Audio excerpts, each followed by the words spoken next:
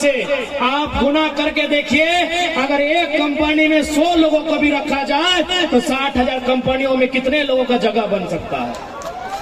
Hello दोस्तों, welcome back my YouTube channel. नए video में आप सभी का स्वागत है। और दोस्तों, आज भी मैं एक धमाकेदार वीडियो लेके आया हूँ।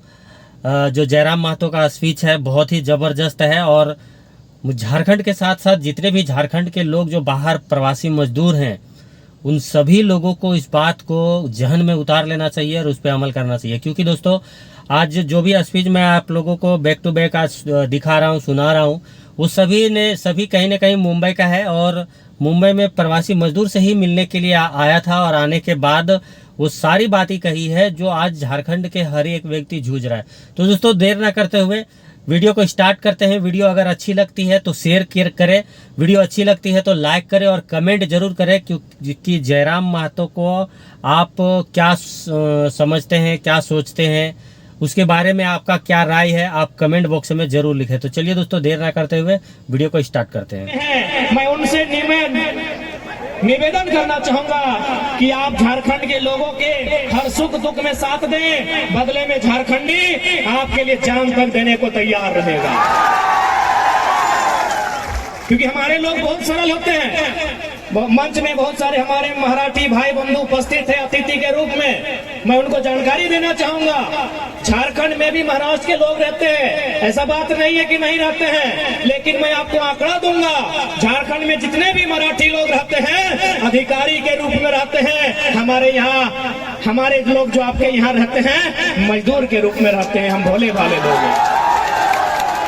तो जितने भी मराठी अतिथि के रूप में आए हैं, मैं आपको संदेश देना चाहूंगा कि हमारे झारखंड के लोग बड़े सरल किस्म के लोग होते हैं, खेती बाड़ी करने वाले लोग होते हैं, भाईचारा के साथ जीवन यापन करने वाले लोग होते हैं। ये हमेशा इस माया नगरी से माया की नहीं दया की अपेक्षा रखती है। मैं आपको तमाम आंकड़े दूंगा कि आपके लोग भी हमारे राज्य में रहते हैं। अच्छी बात है, हम भी उनका आदर करते हैं, सत्कार करते हैं, सम्मान करते हैं। लेकिन जाके जांच कीजिएगा, वो अधिकारी के रूप में रहते हैं, किसी कंपनी का जीएम है, किसी कंपनी में सीएमडी है। हमारे लोग यहाँ दुकान में हैं, हमारे लोग यहाँ मजदूर के रूप में हैं, हमारे लोग यहाँ ड्राइवर के रूप में हैं, हमारे लोग यहाँ वर्कर के रूप में हैं। क्योंकि झारखंड के लोग हैं, हम लोग सरल स्वभाव के लोग हैं।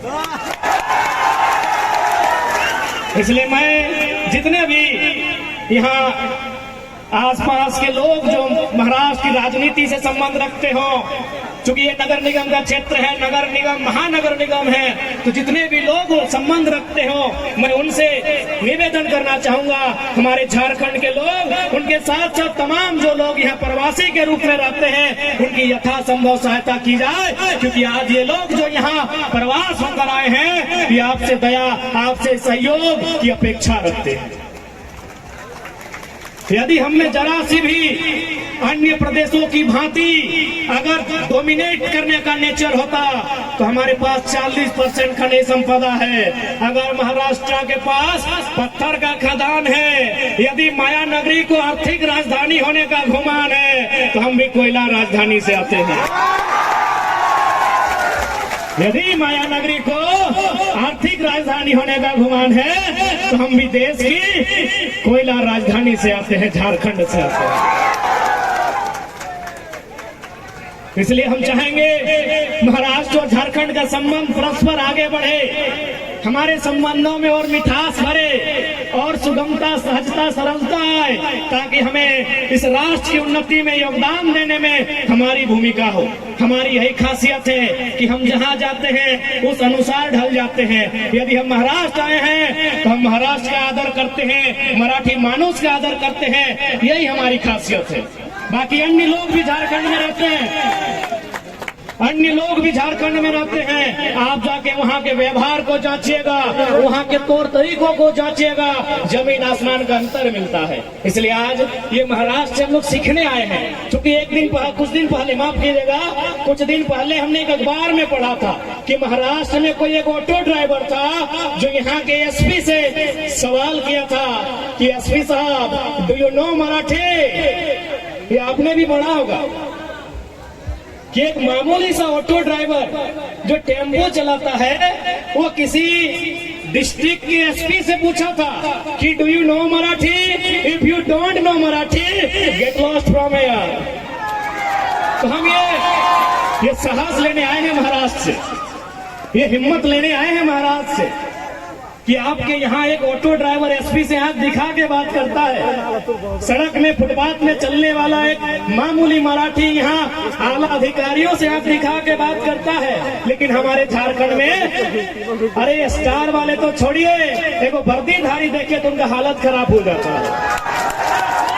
इसलिए इस मिट्टी से हम लोग हिम्मत लेने आए हैं कि भाई यहाँ की मिट्टी में क्या खासियत है कि यहाँ इस प्रकार की विविध व्यवस्थाएं हैं, यहाँ इस प्रकार से उन्नति का अवसर मिलता है। हमारा झारखंड 40% खनिज संपदा देता है। धनबाद में अगर कोयला है तो खोडरमा में अभ्रक है, तो गिरिडीह में बेशकीमती लकड़ियां हैं, तो पत्थर हैं, तो कहीं लोहा, तो कहीं तांबा, तो कहीं यूरेनियम, तो कहीं थोरियम, तो कहीं लिथियम, तो कहीं मीथेन का गैस है। हमारा झारखंड खनिज संपदा से भरा हुआ स्टेट है। अगर हमारी गवर्नमेंट यदि हमरा सरकार चाहता है, जन्मदिन हमनी सरकार में चाहते है ना, हमरा बुझा है 6 महीना में कम से कम 10% प्रवास के समस्या के समाधान कर देते। आंकड़ों के मुताबिक रांची में लगभग 13,000, धनबाद में 8,000, बोकारो ईस्ट सिंहभूम में 6,000 फैक्ट्री है। लगभग कुल मिलाकर बड़े छोटे जो मैन्युफैक्चरिंग कंपनियां हैं झारखंड में लगभग 55 से 60,000 के आसपास है। आप गुना करके देखिए, अगर एक कंपनी में 100 लोगों को भी रखा जाए तो 60,000 कंपनियों में कितने लोगों का जगह बन सकता है? लगभग 60 लाख। 60,000 में अगर 2 जीरो डालेंगे तो 6 लाख और 1 जीरो तो सीधे 60 लाख। मजदूरों की संख्या कितनी है प्रवासी? 12 लाख। समाधान है कि नहीं है? लेकिन पॉलिसी नहीं है, नीति नहीं है हमारे पास। हम यहाँ आके मिले, हमारे भाइयों ने बताया कि हम ड्राइविंग करते हैं। अरे भाई ठीक है, आप ड्राइविंग करते हैं तो हमारे झारखंड में लगभग 7 लाख किलोमीटर तक सड़कों का जाल बिछा है। हमें ड्राइविंग का अवसर झारखंड की सड़कों में दिया जाए। हमने थोड़ी कहा कि हमें ड्राइविंग का हुनर है तो हमारे हाथों में डॉक्टर वाला छुरी दे दीजिए, किडनी की जगह गुर्दा निकाल लेंगे। हमने ये थोड़ी कहा कि हमें इंजीनियर का काम दे दीजिए। हमने थोड़ी कहा, हम में जो टैलेंट होगा, यदि हम मैक्सिमम लोग ड्राइविंग ही जानते हैं और हमारी नियति में, हमारी इस जनरेशन को ड्राइविंग ही करना नियति में है, तो झारखंड में 7 लाख किलोमीटर तक सड़कें हैं। आप वहां अवसर दीजिए, कम से कम 200 किलोमीटर का वहां दूरी होगा, 2000 किलोमीटर की दूरी तय नहीं करना होगा। तो आखिर हमारी इस पीड़ा की, हमारी इस वेदना, हमारी इस तकलीफ का अनुभव कौन करेगा? इसलिए आज जितने भी प्रवासी हैं, मैं मानता हूं यहाँ जितने लोग आए हैं, आप भी नहीं चाहते होंगे कि हमारे जो आने वाली पीढ़ी हो वो प्रवास का दर्द झेले। मैं मानता हूं और इस बात में सच्चाई भी है। लेकिन आज कहीं ना कहीं, चूंकि इसी मन से मैंने देखा जो वक्ता थे कि इन्होंने, किसी ने अपने रब को याद किया, किसी ने भगवान को याद किया, किसी ने खुदा को याद किया। चूंकि मैं मजदूरों के लिए आया हूं, मैं रोटी की बात करूंगा। मजदूरों का सबसे बड़ा धर्म रोटी का होता है। तब वो संबंध नहीं रखता है कि आप किस धर्म की मान्यता रखते हैं, आप किस धर्म के प्रति आस्था रखते हैं। एक मजदूर का जो धर्म होता है वो रोटी का होता है। मैं मजदूरों के बीच आया हूं तो मैं रोटी की बात करूंगा। क्योंकि भारत एक संवैधानिक देश है, ये नियम कानूनों का देश है, ये देश कानूनों से चलता है और कानून के रखवाले हमारे सांसद होते हैं, कानून के रखवाले हमारे विधायक होते हैं। हाँ, तो आपको राजनीति को भी समझना होगा, आपको रोटी के साथ साथ राजनीति को समझना होगा। क्योंकि देश के 5वें प्रधानमंत्री माननीय चौधरी चरण सिंह ने एक लाइन कहा था कि अरे ओ किसानों, एक नजर रखो खेत खलियान पे और दूसरी नजर रखो लाल किला के मचान पे।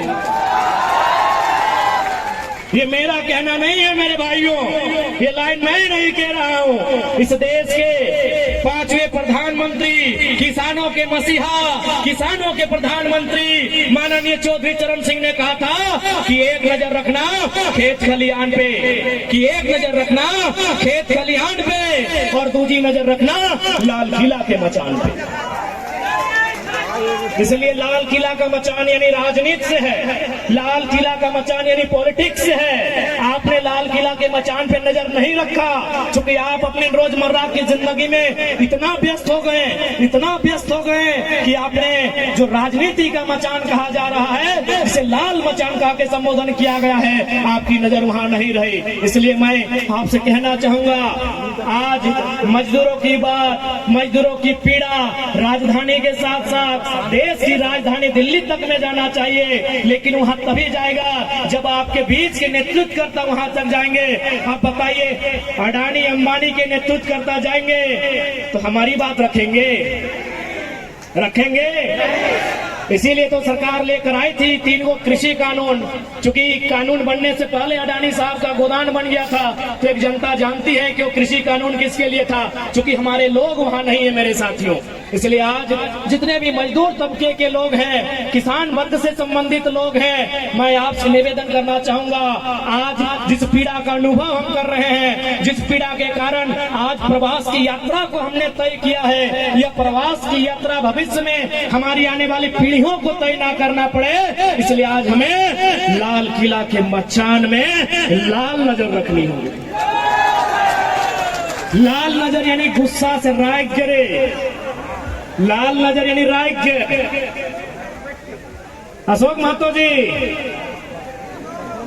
लाल नजर, लाल किला के मचान में लाल नजर होगा चाहे, ठीक ना खुशिदा? लाल नजर, लाल नजर यानी गुस्सा के, तोहनी गुस्सा नहीं कर रहा। बताओ एक बात बताओ, तोहनी भोटुआ ककरा दलहा? यहाँ के तो नहीं गनाए दलहा, घरे में दलहा, चाहे बगोदर विधानसभा में दलहा, मांडू विधानसभा में दलहा, गोमिया में दलहा, डुमरी में दलहा, टुंडी में दलहा, गिरिडीह में दलहा, बरकट्ठा में दलहा, बरही में दलहा या कोडरमा में दलहा, दलहा कि नहीं? सबसे ज्यादा मुझे मांडू वाले नथिंगी ने जखरे पूछ ले बिशुनगढ़, और बाद झुमरा पहाड़, झुमरा पहाड़। अच्छा ठीक है, तो नहीं हल्ला नहीं करे, एक बार हाथे खड़ा करा मांडू से क्या कि मांडू विधानसभा। अरे मांडू विधानसभा यानी बिशुनगढ़ ब्लॉक, मांडू ब्लॉक इतना। हाँ, गोमिया झुमरा पहाड़, झुमरा पहाड़ के भी बड़ी हथिन। डुमरी, अरे डुमरियों के बड़ी हथुन, डुमरी और बगोदर बहुत ज्यादा हथिन। अब एक बतवा सुना,